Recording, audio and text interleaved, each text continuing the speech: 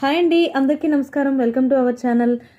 శ్రీమాత్రే నమః. ఈరోజు మనం మాఘమాస శుక్రవారం సందర్భంగా ఒక అమ్మవారి కథను, అలాగే చక్కనైన డివోషనల్ స్టోరీని ఈరోజు మనం విందాం. అయితే వీడియోలోకి వెళ్లే ముందు ఎప్పట్లాగే నాదొక చిన్న రిక్వెస్ట్ అండి. యాక్చువల్గా అందరూ చూస్తున్నారు, బట్ వీడియోని లైక్ చేయట్లేదు. మీరు వీడియో లైక్ చేయడం వల్ల మనలాగా డివోషనల్ స్టోరీస్ పైన ఇంట్రెస్ట్ ఉన్న మరో 10 మంది దగ్గరికి నా వీడియో అనేది రీచ్ అవుతుంది. అలాగే ఇంకా ఎవరైనా ఛానల్ని సబ్స్క్రైబ్ చేసుకోపోయినట్లయితే తప్పకుండా సబ్స్క్రైబ్ చేసుకోండి. ఇక వీడియోలోకి వెళ్ళిపోదాం. శ్రీ శతాక్షి అవతారం కథ, అంటే శతాక్షి అమ్మవారు. మీరు ఈ పేరు విన్నారా? శతాక్షి అమ్మవారి గురించి ఈరోజు ఈ వీడియోలో మనం చెప్పుకుందాం. శతాక్షి అమ్మవారి అవతారంను గురించి వ్యాసుల వారు జనమేజయ మహారాజునికి తెలియచేశారు. పెద్దలు ఆ కథను క్లుప్తంగా మనకు తెలియచేశారు. హిరణ్యాక్షుడి వంశంలో రురువు అనే దానవుడుండేవాడు. అతని కొడుకు దుర్గముడు, మహాపరాక్రముడు, కానీ దుష్టచిత్తుడు, దేవ విరోధి. దేవతల్ని శాశ్వతంగా నిర్మూలించడం ఎలా అని ఆలోచించేవాడు ఎప్పుడు. చివరికి అతనికో ఆలోచన తట్టింది. దేవతలకు బలాన్ని ఇచ్చేవి వేదాలు, వాటిని వాళ్ళ దగ్గర లేకుండా చేస్తే వాళ్ళ రోగం కుదురుతుంది కదా అని అనుకున్నాడు. ఆలోచన తట్టిందే తడుగా హిమాలయాలకు వెళ్ళి 1000 సంవత్సరాలు ఘోర తపస్సు చేశాడు. విరించి సంతోషించి అతనికి ప్రత్యక్షమై వరమిస్తానన్నాడు. పద్మాసన బ్రాహ్మణుల వద్ద, దేవతల వద్ద ఉన్న వేదాలు, మంత్రాలు నా ఆధీనంలోకి కావాలి, దేవతలు నా చేతిలో ఓడిపోవాలి అని అంజలి ఘటించాడు దుర్గముడు. అలాగే అన్నాడు ఆ పితామహుడు. బ్రహ్మదేవుడి వరప్రభావం చేత బ్రాహ్మణులు వేదాలు మర్చిపోయారు.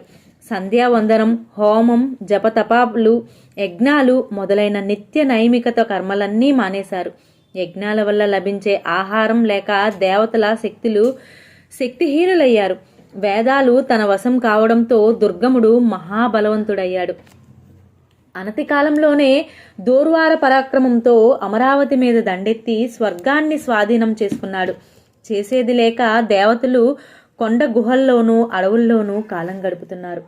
ఇదిలా ఉండగా యజ్ఞయాగాది క్రతువులు లేనందువల్ల దేశంలో అనావృష్టి విలయ తాండవం చేసింది.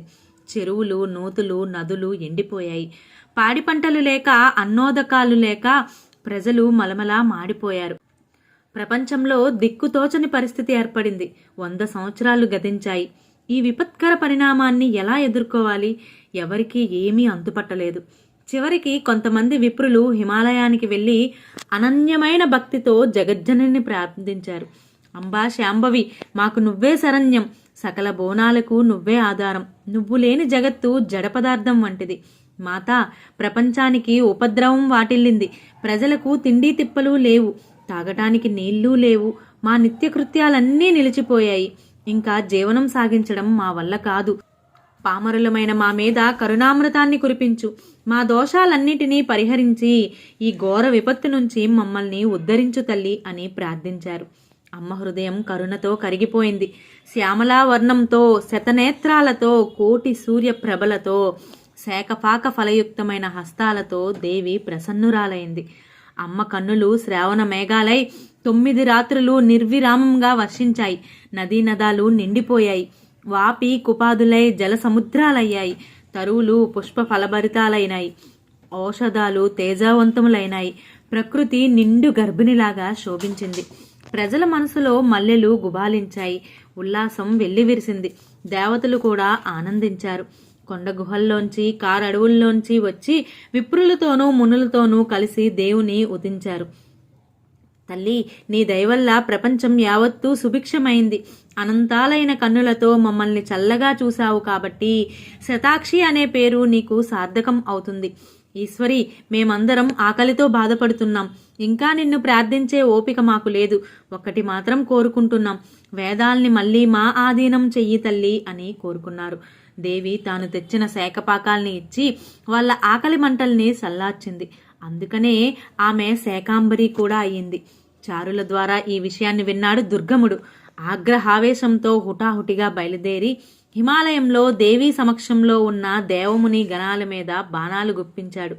పరమేశ్వరి అతని బాణాలు వాళ్ల మీద పడకుండా తేజోమయమైన చక్రాన్ని గొడుగులాగా అడ్డం పెట్టి తాను మాత్రం ముందుకొచ్చి దుర్గముణ్ణి, అతని సైన్యాన్ని శరంపరలతో ముంచెత్తింది.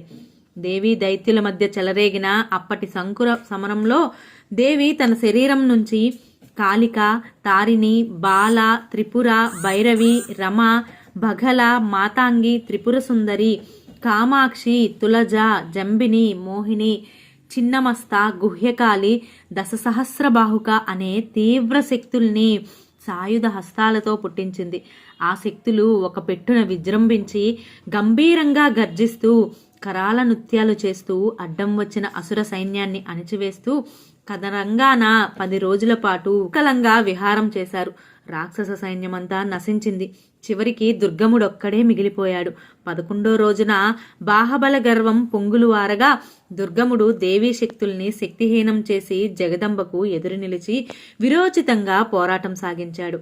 అంబ అలిగి సారథిని రథాన్ని రూపుమాపి అగ్ని సమానములైన అమ్ములతో అతని వక్షాన్ని చీల్చింది. వటవక్షంలాగా వాడు భూమి మీద వాలిపోయాడు. వాడి శరీరం నుంచి ఒక తేజం వెలువడి దేవిలో లీనమైపోయింది. ఆమె వేదాల్ని విప్రుల వశం చేసింది. అమరులు ఆనందించారు. శతాక్షిని వినయావనతతో వదనాలతో వినితించారు. ఆ తల్లి కదా తమ బాధలు చూసి తమ కోసం ఇంత సహాయం చేసింది అని అందరూ అమ్మను ఎంతగానో కీర్తించారు. దుర్గమ్ముని సంహరించినందువల్ల అంబకు దుర్గా అనే పేరు కూడా వచ్చింది. జై దుర్గా భవాని. ఓం శ్రీమాత్రే నమః. జై శ్రీమన్నారాయణ. ఇదండి ఆ శతాక్షి అమ్మవారు అలాగే ఆ దుర్గా భవాని యొక్క ఒక చక్కనైన అవతారం యొక్క కథ. సో ఈ వీడియో మీకు నచ్చిందనే అనుకుంటున్నాను. ఇలాంటి మంచి మంచి డివోషనల్ స్టోరీస్ మన ఛానల్లో చాలా ఉన్నాయి. ఇంకా మున్ముందు చాలా రాబోతున్నాయి. వీటన్నింటినీ మీకు అందించడానికి కోసం నేను కోరుకునేది ఒక చిన్న లైక్ అండి. సో ఆ లైక్ని తప్పకుండా నాకు ఇవ్వండి. Thanks for watching. మరో మంచి వీడియోతో మీ ముందుంటాను.